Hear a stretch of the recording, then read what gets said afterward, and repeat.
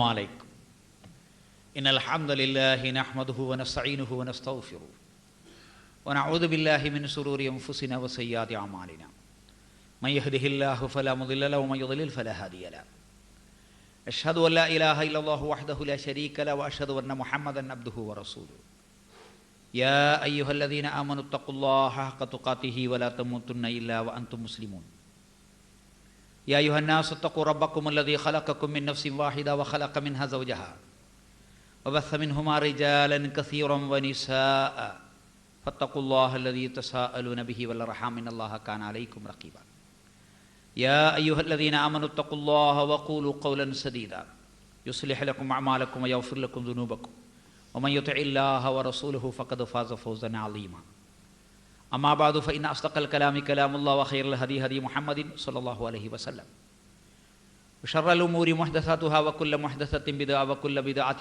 ضلالة وكل ضلالة في النار. സഹോദരി സഹോദരന്മാരെ, ഇസ്ലാമിൻ്റെ വിധിവിലക്കുകൾ നിയമനിർദ്ദേശങ്ങൾ സൂക്ഷിക്കണം എന്ന് ഉണർത്തുകയാണ്.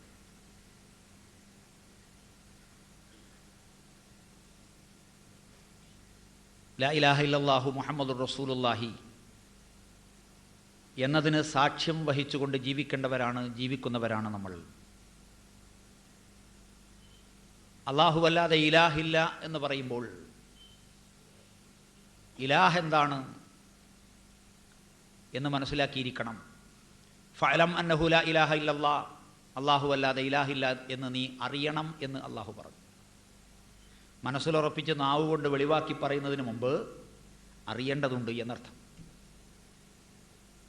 ഇലാഹ്, യഥാർത്ഥ മഅബൂദ് ആരോ അവനാണ്. ലാ മഅബൂദ ബിഹഖിൻ ഇല്ലല്ലാഹ്, യഥാർത്ഥ മഅബൂദ് അല്ലാഹു അല്ലാതെ വേറെ ആരുമില്ല എന്നതാണ്.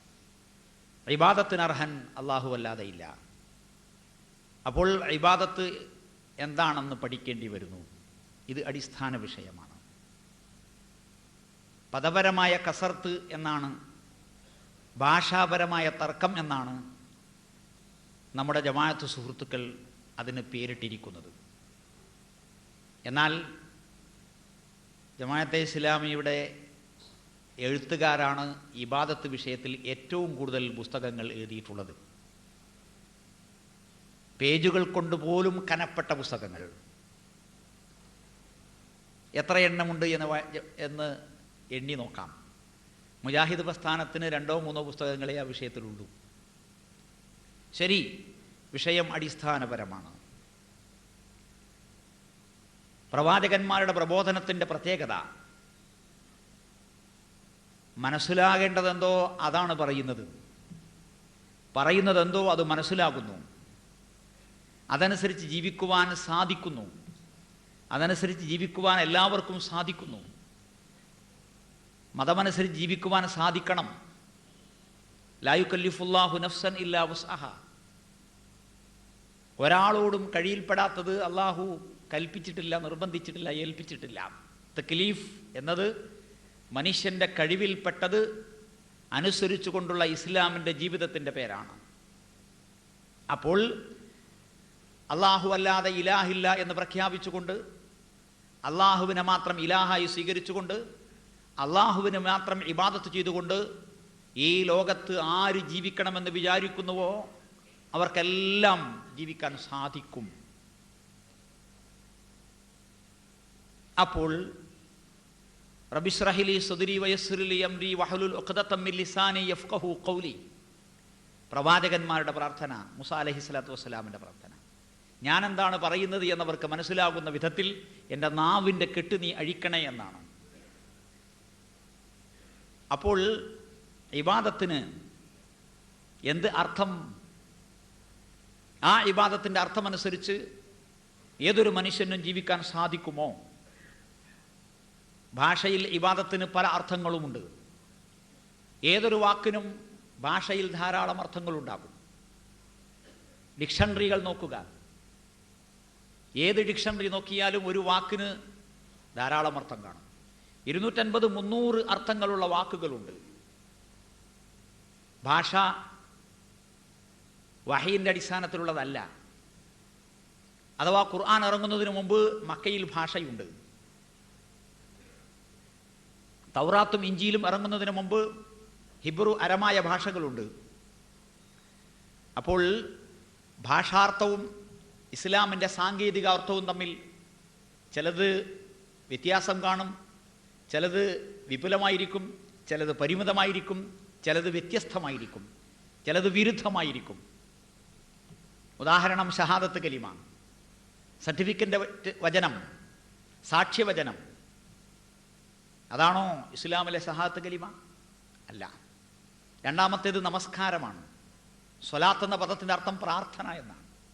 സുബഹിക്ക് പ്രാർത്ഥിച്ചങ്ങ് കിടന്നാൽ നമസ്കാരമാകുമോ? ഇല്ല. സക്കാത്ത് ശുദ്ധീകരണമാണ്.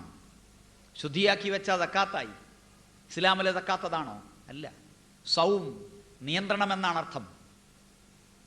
നമ്മൾ ഡയറ്റ് പാലിച്ചാൽ, ഭക്ഷണം നിയന്ത്രിച്ചാൽ അത് നോമ്പാകുമോ? ഇല്ല. ഹജ്ജ് ഉദ്ദേശ്യം എന്നാണ് അർത്ഥം. ഉദ്ദേശിച്ചാൽ ഹജ്ജാകുമോ? ഇല്ല. ഇസ്ലാമിൻ്റെ 5 കാര്യങ്ങൾ മുതൽ എല്ലാ കാര്യങ്ങളും പരിശോധിക്കുക.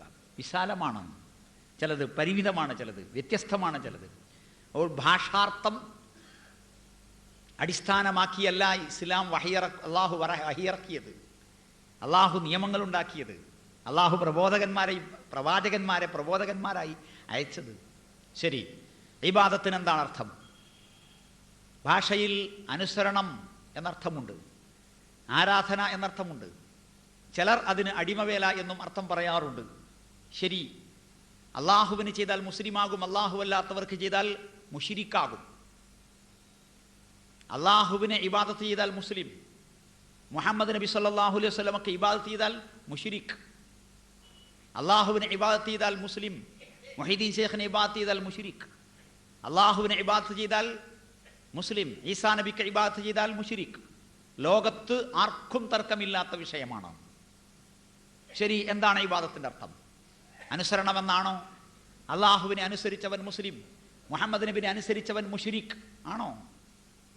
ആണോ? അല്ല. എങ്കിൽ എന്തിന് അങ്ങനെ അർത്ഥം പറയണം? എന്തിന് അങ്ങനെ ഒരു അർത്ഥം പറയണം? വല്ല ആവശ്യമുണ്ടോ? ഇല്ല. അള്ളാഹുവിനെ ആരാധിച്ചവൻ മുസ്ലിം, മുഹമ്മദ് നബിയെ ആരാധിച്ചവൻ മുശ്രിക്. ശരിയല്ലേ? ആണ്. പ്രബോധനം തന്നെ ഒരിക്കൽ എഴുതിയത് ഇബാദത്തിന് ഏതെങ്കിലും ഒരു അർത്ഥം പറഞ്ഞേ തീരൂ എന്നുണ്ടെങ്കിൽ അതിന് ഏറ്റവും ഫിറ്റായ അർത്ഥം ആരാധന എന്നാണ്. അതാണെന്ന് സമ്മതിക്കുന്ന പ്രബോധനത്തിൻ്റെ വക്താക്കൾ എന്തിനാണ് പിന്നെ ആളുകൾക്കിടയിൽ സംശയമുണ്ടാക്കുവാൻ, ഭിന്നിപ്പുണ്ടാക്കുവാൻ, കുഴപ്പമുണ്ടാക്കുവാൻ, വാദപ്രതിവാദങ്ങൾ സംഘടിപ്പിക്കുവാൻ, ഡസനോളം പുസ്തകങ്ങൾ ഇറക്കുവാൻ, ഈ വിഷയത്തിൽ മുജാഹിദ് പ്രസ്ഥാനത്തെ വിമർശിക്കുവാൻ ഒക്കെ ഉതകുന്ന വിധത്തിൽ ഈ അർത്ഥകൽപ്പന നൽകി വല്ല ആവശ്യമുണ്ടോ? ഇല്ല.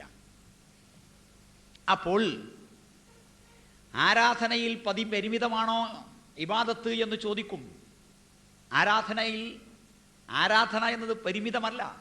എന്തൊക്കെയാണോ ഇബാദത്ത് അതാണ് ആരാധന. ആരാധനയല്ലാത്തൊരു ഇബാദത്തുമില്ല, ഇബാദത്തല്ലാത്തൊരു ആരാധനയുമില്ല. ഇസ്ലാമിലെ സകല വിധിവിലക്കുകളും കൽപ്പനകളും പാലിക്കൽ ആരാധനയാണ്. ഇസ്ലാം നിരോധിച്ച കാര്യങ്ങൾ ഒഴിവാക്കൽ ആരാധനയാണ്, അത് ഇബാദത്തുമാണ്. ആരാധന പരിമിതമല്ല, വിശാലമാണ്. ആരാധന എന്ന് പറഞ്ഞാൽ അനുഷ്ഠാന കർമ്മം എന്ന് നമ്മൾ ദുർവ്യാഖ്യാനിക്കുമ്പോഴേ കുഴപ്പമുള്ളൂ. ആരാധന എന്ന് പറഞ്ഞാൽ നിസ്കാരം എന്ന് വിചാരിച്ചാൽ രക്ഷയില്ല. വെള്ളവസ്ത്രം ധരിക്കൽ ആരാധനയാണ്, താടി വളർത്തൽ ആരാധനയാണ്, വിവാഹം കഴിക്കൽ ആരാധനയാണ്, ഇബാദത്താണ്. ആരാധന എന്ന് പറഞ്ഞാൽ അനുഷ്ഠാനം എന്നല്ല അർത്ഥം. അതിന് അനുഷ്ഠാനം എന്ന് വേറെ തന്നെ പേരുണ്ട്. ശരി, അപ്പോൾ അള്ളാഹുവിനെ